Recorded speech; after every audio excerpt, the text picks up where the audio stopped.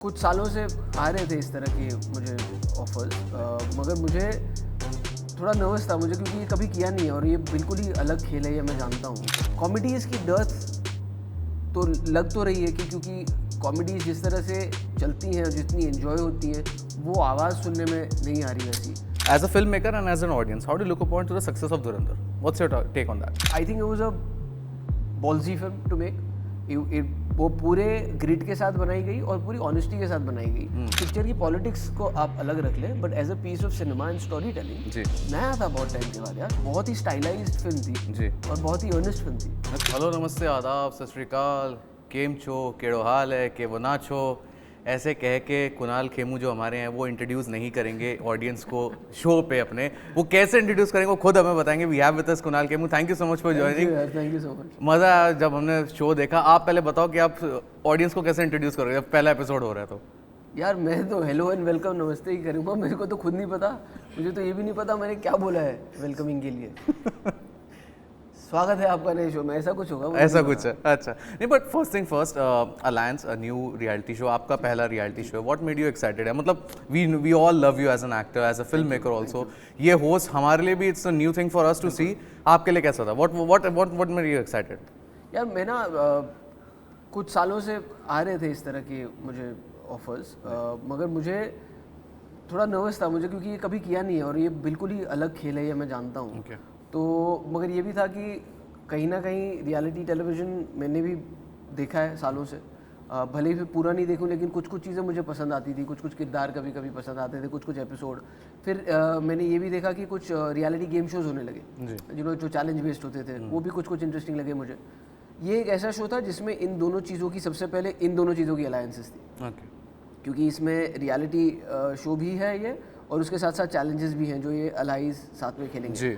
और दूसरा मुझे ये लगा कि ये क्योंकि नया फॉर्मेट है, प्राइम वीडियो के लिए भी नया है, बानी जी जो प्रोड्यूस कर रहे हैं उनके लिए भी नया है, डच शो है जो पहली बार हिंदुस्तान में हो रहा है। तो मैं कहा चलो कम से कम मैं अकेला नया नहीं हूँ इसमें। इसमें बहुत सारे खिलाड़ी जो ये पहली बार कर रहे हैं, तो कुछ 19-20 हो भी गया तो सब साथ में संभाल लेंगे, सब साथ में सीख लेंगे हम। तो उसलिए एंड टू बी ऑनेस्ट, इस वक्त मुझे लगा कि इतने सालों से मैं इस बारे में सोच रहा था, नहीं किया नहीं किया। मैं कहा यार अब नहीं तो कब। तो आई थिंक मौका था, दस्तूर था, तो कर दिया। सही है। अच्छा, प्रोमो में भी ये होता है केजस लेके भाई तक। So how mentally are you prepare with the fact कि जैसे फर्स्ट एपिसोड आउट होगा देयर विल बी कंपैरिजंस, जितने भी हमारे host right from Karan Johar to Salman भाई। What's your take on that? देखिए मैं तो वो क्या होगा वो मुझे पता नहीं, होगा नहीं होगा वो भी मुझे नहीं पता। ये कहना कि होगा ये भी ज़रूरी नहीं। तो मैं अपने कर्म कर रहा हूँ, जो मुझे सही लग रहा है मैं वैसे कर रहा हूँ। मैं जाहिर सी बात है होगी कंपैरिजन, और कहीं कहीं हो भी सकता है ऐसा कि ये तो वैसा कर रहा है या ये ऐसा नहीं कर रहा। लेकिन मैं ब्लैंक स्लेट की तरह इसे जाके सीख रहा हूँ, क्योंकि मुझे ये भी नहीं पता मैं कर रहा हूँ। मैं सीख भी रहा हूँ और सीखते सीखते कर रहा हूँ। तो मुझे भी नहीं पता मेरा सुर क्या है। हालांकि 2 एपिसोड कर लिया, आपने कहा आपने कैसे वेलकम किया मुझे याद ही नहीं। तो I am just, I can't say even that I am having fun, क्योंकि नर्वस भी हूँ। तो क्योंकि बहुत सारी चीज़ें ना, इन ईयर की भी मुझे आदत नहीं है। फॉर्मेट मुझे समझाना है, तो मेरी आधी रियलिटी है क्योंकि मैं सुन रहा हूँ और मैं रिएक्ट कर रहा हूँ, लेकिन आधा मैं फिर भी काम कर रहा हूँ जो स्क्रिप्टेड नहीं, लेकिन फॉर्मेट के हिसाब से मुझे जो चलाना है शो। तो वही मुझे लग रहा है कि धीरे धीरे करके सीख जाऊंगा। और आने वाले एपिसोड्स में या तो बेटर करूंगा या तो फिर पूरा ही खो जाऊंगा। नहीं यार, बेटर करोगे। ऐसा तो है नहीं कि आप खो जाओगे। अच्छा, जब हम आप एज अ होस्ट काम कर रहे हो, एज अ एक्टर काम कर रहे हो, कुछ बहुत ज़्यादा डिफरेंस है या नहीं है? How is it? देखिए अभी इस वक्त प्रोफेशनलिज्म तो दोनों में एक ही है, करेक्ट। लेकिन इसमें जैसे मैंने कहा मेरे सीखने के लिए बहुत है, क्योंकि मैंने फिल्मों का कैमरे के सामने और कैमरे का पीछे मुझे दोनों पता है जी।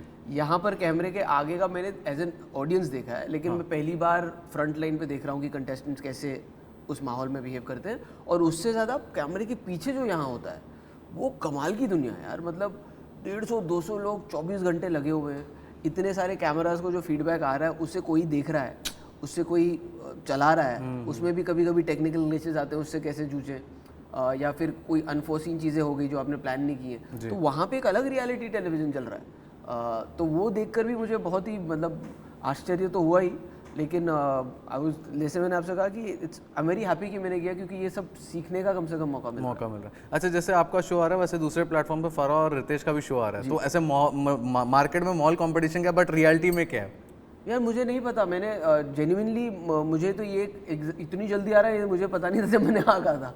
मैं कहा हाँ चलो करते हैं, कब आ रहा है, ये 26 को आ रहा है। सब क्या बात कर रहे हो, तो अभी शुरू करना है? हाँ अभी शुरू करना है। फिर मुझे पता चला कि नेटफ्लिक्स पे भी लॉकअप आ रहा है, बट अगेन हमारी बात हुई नहीं, मैं जानता हूँ दोनों को, but I don't think, I think as an audience ये ज़्यादा लगता होगा कि वो कम्पीट कर रहे हैं। आई थिंक उनका शो अलग है, हमारा शो अलग है, बिल्कुल। उसकी अपनी एक यूएसपी है, इसकी अपनी एक यूएसपी है और होगी, क्योंकि ये अभी मैं समझ रहा हूँ क्योंकि इसमें बहुत सारी चीज़ें हैं जो डे बाय डे हल्की हल्की चेंज होती रहती है। और ये फर्स्ट सीजन है जी, ये पहला सीजन है। हाँ तो वही, तो कंटेस्टेंट्स को भी नहीं पता, नहीं तो क्या होता है कि आप कोई एग्जिस्टिंग शो के अगले मतलब मल्टीपल सीजन में आओ तो आपको मेंटली कम से कम फॉर्मेट पता है कि शुरू मिड एंड ये है जी, इसका पता ही नहीं है जी। Okay, so as a filmmaker how do you look upon to this phase? जहाँ पे हम कॉमेडी फिल्म्स की अगर हम बात करें, थैंक यू सो मच जो आपने मडगांव एक्सप्रेस लेके एक ओरिजिनल आई कॉमेडी जो बहुत टाइम बाद हंसा रहे हैं। ये भी जो कुछ इस साल में हम देखें कुछ कॉमेडी फिल्म्स आ रही है, but they all are sequels. Don't you think जो dearth, there is a dearth still, there is still a dearth जहाँ पे हम ओरिजिनल फिल्म्स की कॉमेडी नहीं लेके आ रहे? What do you think, what's holding back? I don't know what is holding back. मुझे ऐसा लगता है कि कभी कभी हो सकता है कि आपकी कहानी शायद नहीं हो, लेकिन आप उसको एक फ्रेंचाइजेबल उसमें उतार के आप उसकी जो ऑडियंस है उसे लाना चाहें जी। लेकिन at the end of the day कोई भी कंटेंट और खासकर की कॉमेडी वो इतना सब्जेक्टिव है कि उसका ट्रू टेस्टमेंट और रिजल्ट तो ऑडियंस ही देती है कि उस वक्त जो माहौल में ऑडियंस को अगर कुछ अच्छा लगा तो वो सही है, नहीं अच्छा लगा तो नहीं है। आई एम वेरी लकी कि Madgaon express was one of those voices that got celebrated and loved. तो मैं अपनी तरफ से वही कोशिश करूँगा। अभी 18 सितंबर को एक और नई कहानी लेकर आ रहा हूँ वाइब के नाम से। Yes of course. तो अब again test of the time तो ऑडियंस ही बताएगी जी। लेकिन कॉमेडीज़ की डर्थ तो लग तो रही है कि क्योंकि कॉमेडीज़ जिस तरह से चलती हैं और जितनी एंजॉय होती हैं वो आवाज़ सुनने में नहीं आ रही वैसी। खासकर कि फ्रेंचाइज का ना सबसे बड़ा रिस्क भी वही होता है कि आपकी क्या है कि पहली फिल्म तो आपने बिना एक्सपेक्टेशन के देख ली तो आपको अच्छी लग गई या नहीं लगी।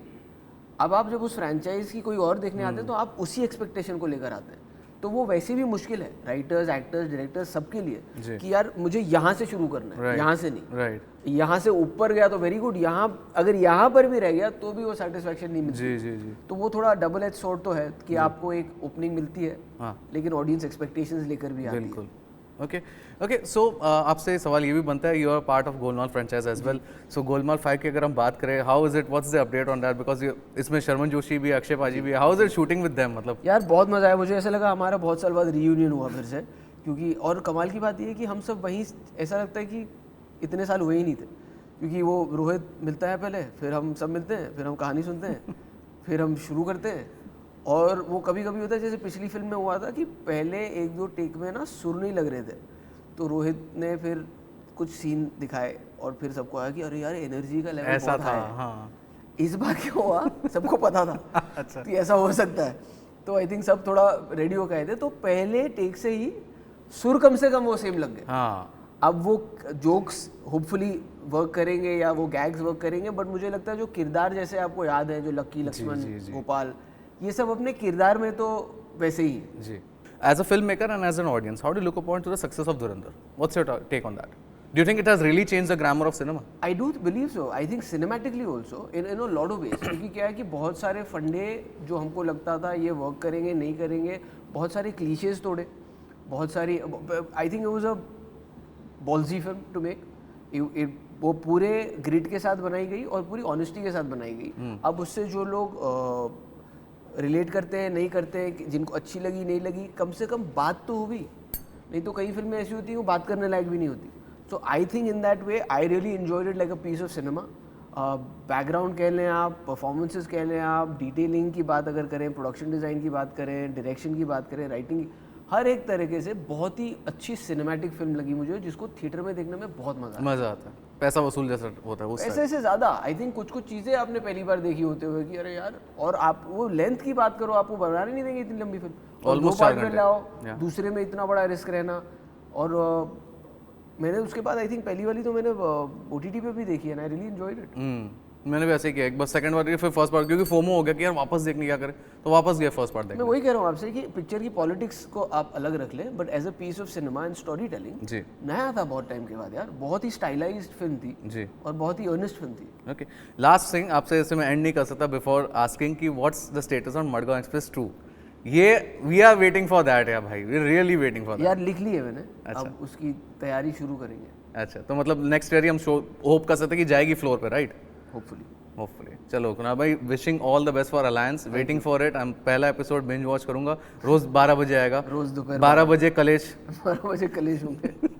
कम कलेश है लाइफ में, और कलेश देखो ये प्रॉब्लम ये है कि मजा भी आता है ना लोगों को हाँ, ये कलेश भी है, देखने में, आई ये थिंक भी है। इसीलिए होते हैं। तो मैं तो चाहता हूँ कम हो, बट आप देखें। But thank you so much joining and wish you all the best Thank भाई, you so thank you. That's it from Zee, keep watching.